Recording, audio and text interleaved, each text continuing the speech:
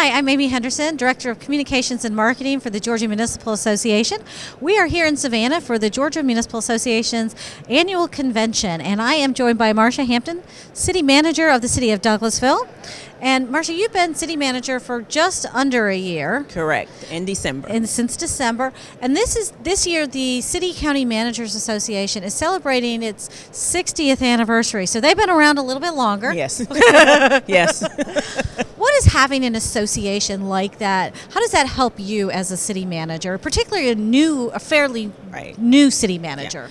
Yeah. I actually was encouraged to join the association by Bill Osborne, my predecessor in Douglasville, when I was a department director. So I've been a part of the association for almost 6 years now, and for me it's been beneficial for growth, specifically for those either department directors or assistant city managers who are looking to become city managers at some point in their career. Just the networking that you get with the other city managers and all of the educational opportunities that are provided by the association. Does it give you the opportunity to pick up the phone and call somebody like, okay, have you seen this before?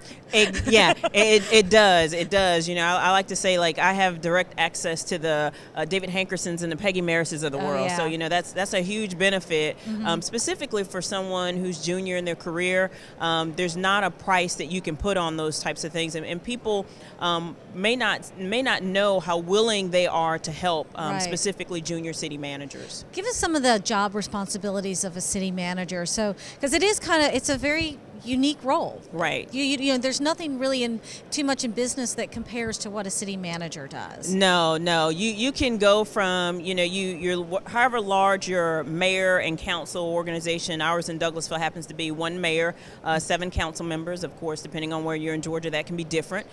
So you are corralling or helping them to adjust in their role, and depending upon the size of your city. In Douglasville, we have 250 full-time employees and about 50 part-time employees. So you are corralling those as well. But your primary responsibility is for the operations of the city, and the policies and guidance that's set forth by the mayor and council help to drive what the city manager does as far as operations. And you kind of have to, guide between both of those. You got to be able to see the bigger picture. You have to be someone that can recognize individual personality traits and pull out the best in each of those individuals. And there's staff development and all of that as well. Exactly.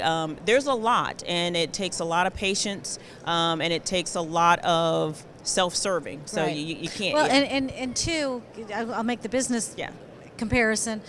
If you're the CEO, you're doing your job not just with the political process going on with your council and your mayor, and not just with your staff, but you're doing it with transparency for your entire city, so everybody can see what you're doing and comment. Correct. There's a lot of independence that a CEO, depending on the company, that he or she may have. There's not a lot of independence that I have. People get to see everything. You're living in a glass house. Exactly. And I tell the department directors all the time, if you can't do it in front of the public, you probably shouldn't be doing it. That's a great rule of thumb. Yeah. Well, and I was saying earlier, when you walk around this exhibit hall here, we have 194 companies that are exhibiting here over the last couple days. You don't realize all the challenges and opportunities that cities face until you walk around and you see all the solutions that are available to them. So on any given day, give us some ideas of some issues that you could be facing. On any given day, they can range from personnel issues to financial issues to general operations and logistics. That could include transportation, sanitation. I could be an employee may come in and want to sit down and talk about counseling for an employee. A department director could, or the public works director can come in and talk about an angry customer and we didn't pick up their trash. So, or something's going on with the pipes underground and you're the only one who knows where that is. Exactly. So there's just every day is different. This is probably one of those jobs, and I've never heard any of my friends or in all types of other careers say this, except for those who may work in an emergency room. Every day is different. So why would somebody want to be a city manager? What are the appealing parts? Well, as I said, earlier, it's not a self-serving type job. So if you're someone who is really interested in giving back, not so concerned about what this really means for me, but what it means for the community, I think this is a career that you could get interested in. That's very different than your typical nonprofit. Typical nonprofits serve kind of like one aspect, one role. But in public service, you're truly here to serve the public.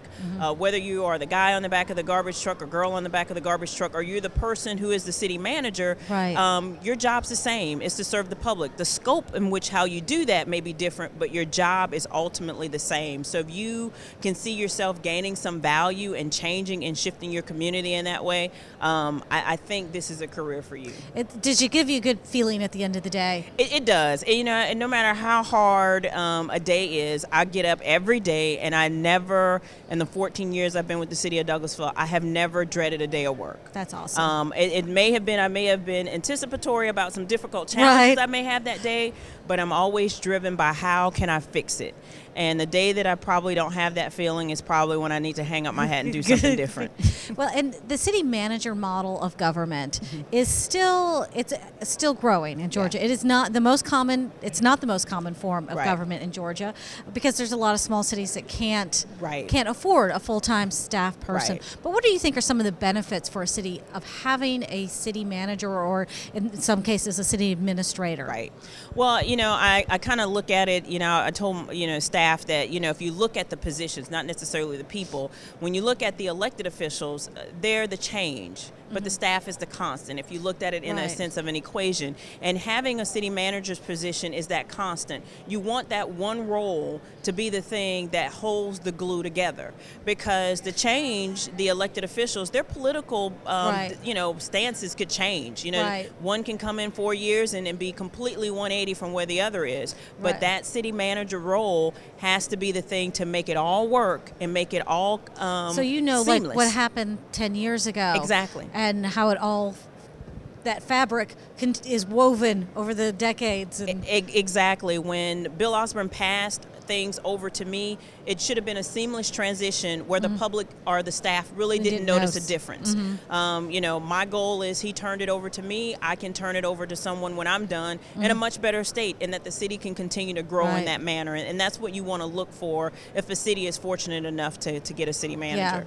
Yeah, the city managers really do play an important role, and I know at GMA we rely on the city managers quite a bit too to share with us their experiences so that we're better informed as an association on what the issues are that cities are facing. And we have a group of city managers that such as yourself that are always happy to share, and we appreciate that very much, because we can't do our jobs, particularly at the legislature, if we don't know what the day-to-day challenges are. Well, and speaking of which, let me just throw this out. What do you think some of the biggest challenges facing cities in general?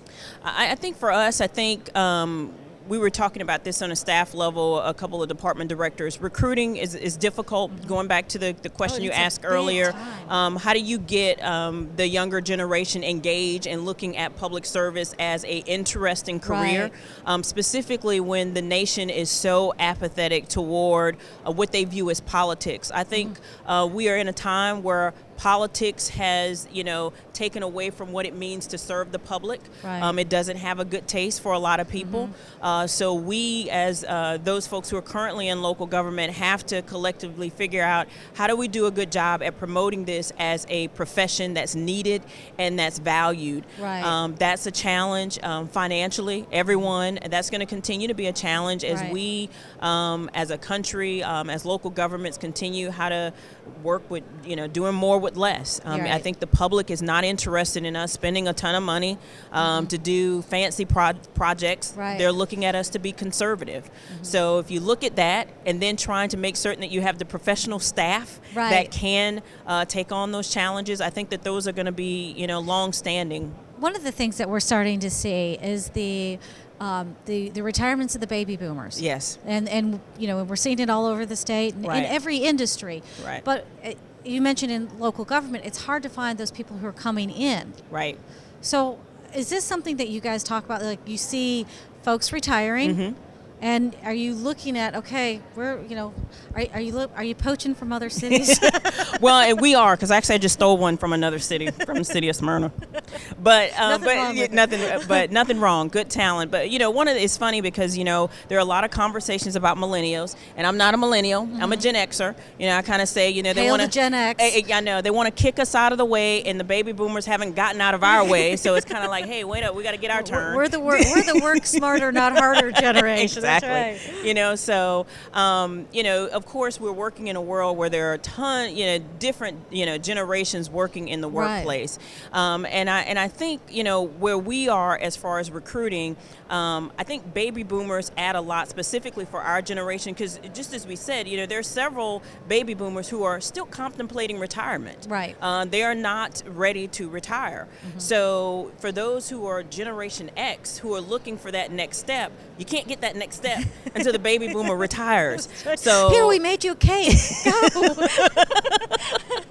So we have to be very smart about trying to get that knowledge that they have, so that when it's our turn, right, that we're ready to take over. But then at the same time, slow down the millennials and say, we have a space for you. Uh-huh. Just let us get in our place. Right. Right. And making certain that, those three generations. And then, I replace someone who is in a traditional, right, wasn't even a baby boomer. He was in a earlier generation. So, it's making certain that we have a place for everyone, mm-hmm, but we're keeping in mind succession planning, right, and maintaining that knowledge that those that have been employed, 20 plus years, that they pass, right, that information on. We have 3 employees right now that have worked for the city of Douglasville over 30 years. That's great. And they're not ready to retire. Right. One's our police chief and the other's, our public works director, and they're not going anywhere. They're not going anywhere. No, they don't really need to go anywhere. Yeah, no, keep them. Keep them. Exactly. Don't let them go.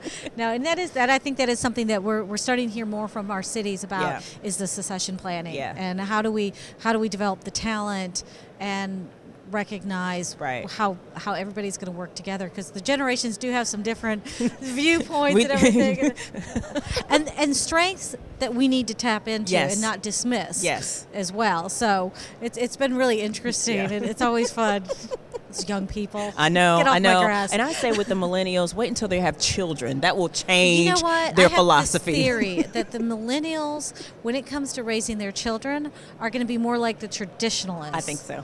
I think it's that cycle that we go through. I just have to share this because it was funny to me. I was at a seminar recently where we broke up into groups talking about the different, mm-hmm, generations, and we had to share, this is what my generation, what shaped my generation. Yeah. It was the boomers, the Gen Xers, and the millennials. Yeah. And the boomers were like, we remember the first television, mm-hmm, and I'm Gen X, and I'm like, I remember the first color television. Yeah. I remember when the first remote, when I didn't have, yeah, to slap my brother in the back of the head to go get him to go get him to change the channel.